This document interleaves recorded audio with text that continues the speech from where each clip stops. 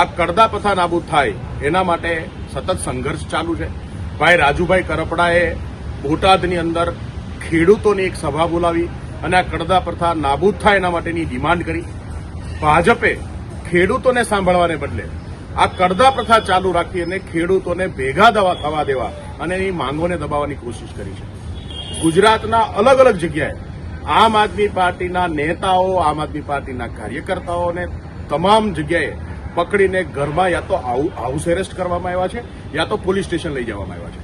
આ તો કેવું લોકતંત્ર કે જ્યાં અવાજ ઉપાડવો, સવાલ પૂછવો, લોકોનો ન્યાય માટે એકત્ર થવું અને ન્યાયની માંગણી કરવી એ આ ગુજરાતમાં ગુનો છે.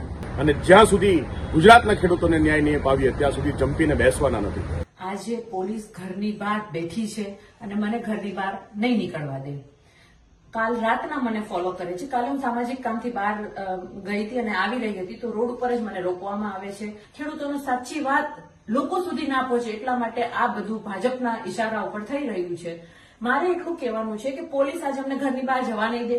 ખાલી એક બોટાદ જવાનો સવાલ નથી, બોટાદ તો જવાની દૂરની વાત છે, પણ અત્યારે અમારે સામાજિક કામથી કે અન્ય કોઈ કામથી બહાર જવું હોય તો પણ નથી જવા દેતા.